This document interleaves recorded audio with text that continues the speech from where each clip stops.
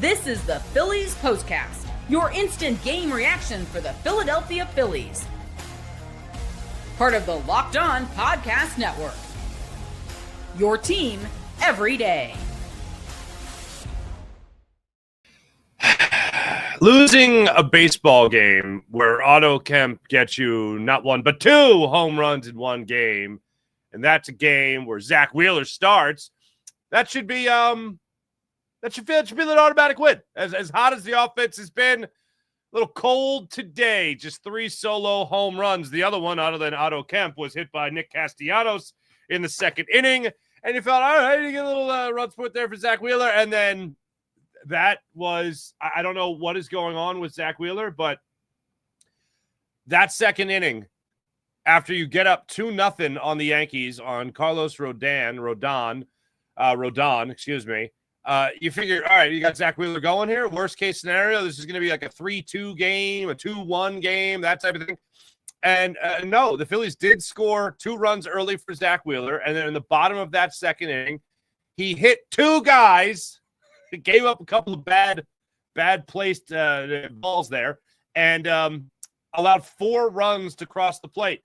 And I believe it could have been a lot worse because that was the inning where Nick Castellanos and Johan Rojas and JT Realmuto connected on something incredible. That was the third inning that went down in, but still. He was bailed out of that situation by another run not scoring in the third after allowing 4 runs, all 4 runs to score in the second inning. Absolutely awful. And the Phillies bats, unfortunately, had no answer for it. Look, I mentioned you get 3 home runs all solo. Then you get just 5 hits in the game overall, 2 of them belonging to Otto Kemp.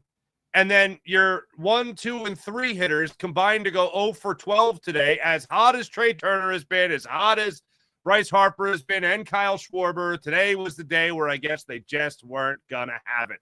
And I will say Cody Bellinger, if I had to name a villain of today's game, Cody Bellinger tracked down like every hard hit ball to right field. Trey Turner had one. Kyle Schwarber had one that was right up against the wall. I believe there was one more. It might have been Trey Turner again later in the game that Bellinger just tracked them all down in either right center field or the right field corner, and he was Johnny on the spot to make plays for this team.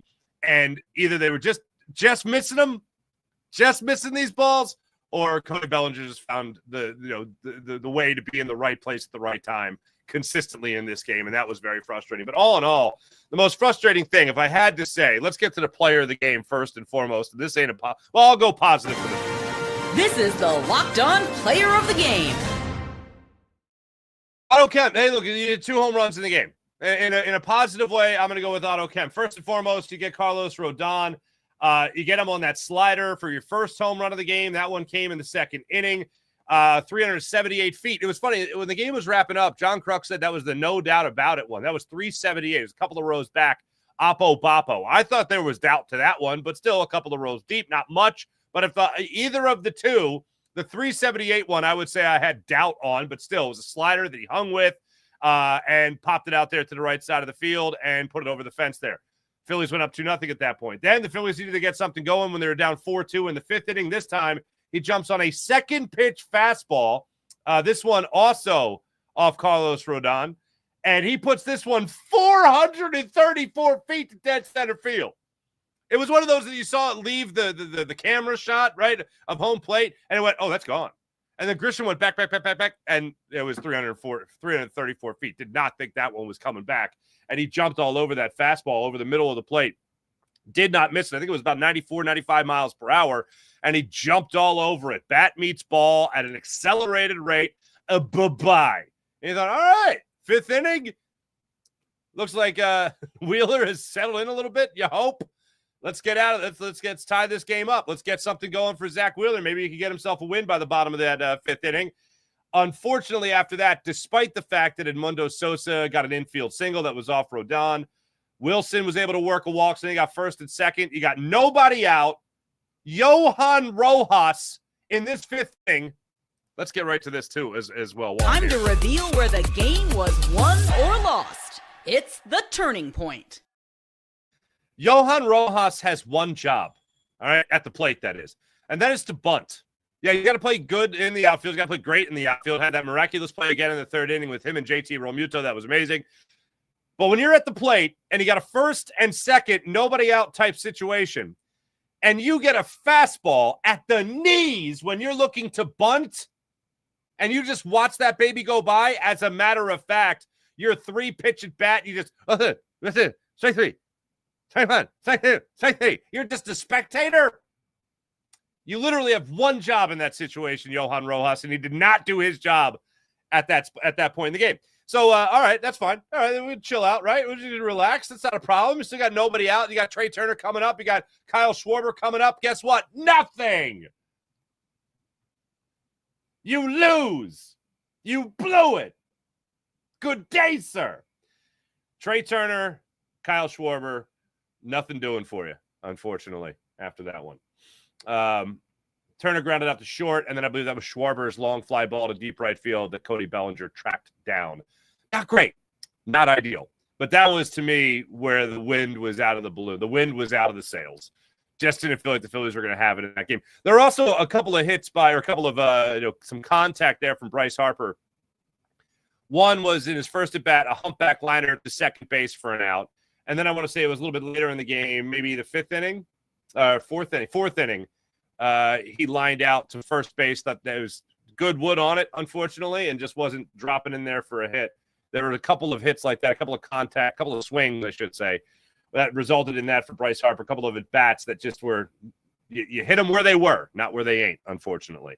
So that's the Rojas situation, not being able to get that bunt down. I could also look at a turning point, as well as that fourth inning with Zack Wheeler, to give you the numbers again. Now, I mentioned earlier, player of the game, Otto Kemp, in a positive light. Well, in a negative light, that second inning for Zack Wheeler ended up being a 29-pitch inning.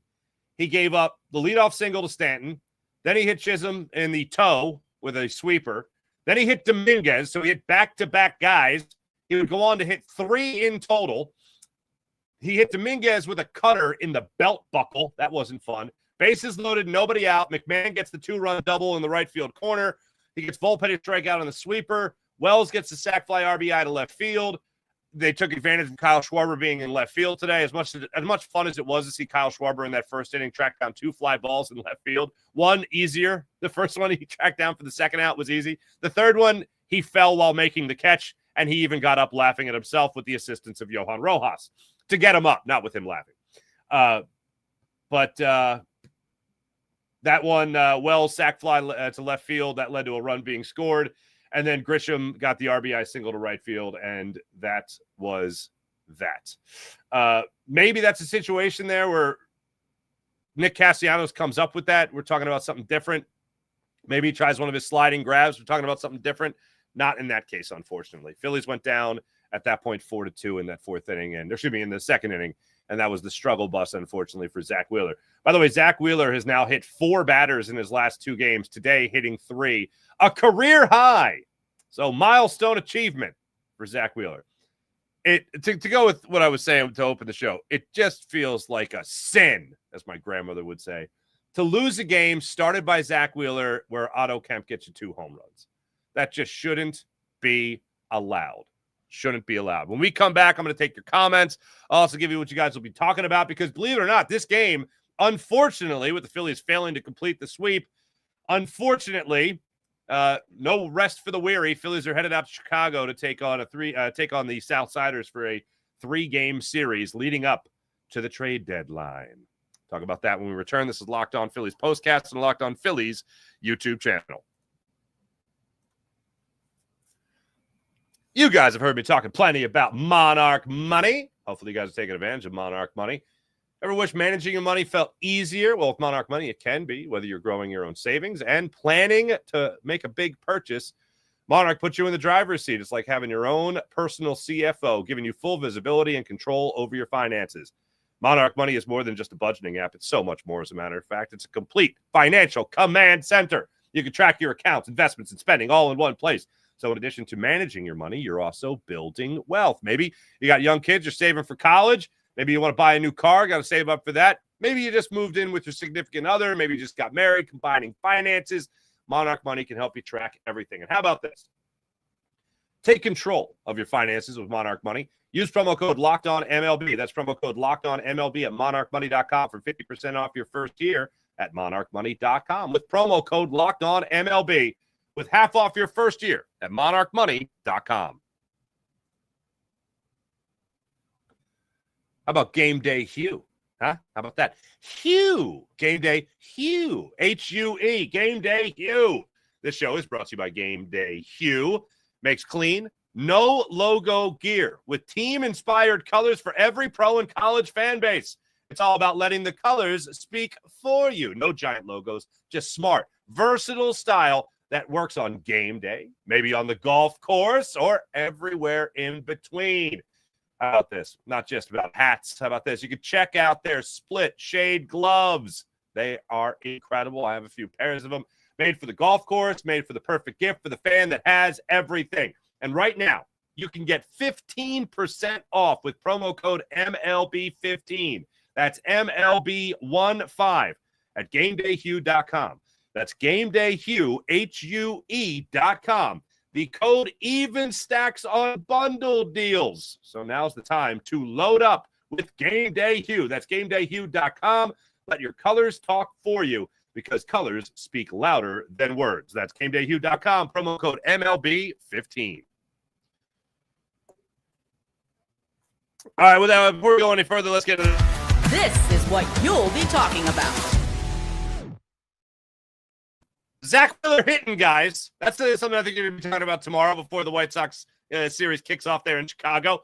Zack Wheeler hitting, guys. You're going to be talking about that amazing play by JT Realmuto and Johan Rojas in the third inning that was absolutely bananas. And if you haven't seen this play yet, I did put it on my social media, so you can check it out on my Twitter, X, whatever. You can check it out there. Chisholm ends up lining out to center field. Johan Rojas charges the play, plays it perfectly, fires in with two outs, fires in at the plate to get Bellinger, who led off the third inning with a triple, mind you, to right field. That's the one that Casty actually had to misplay, not the Stanton single. But Bellinger led off with a triple.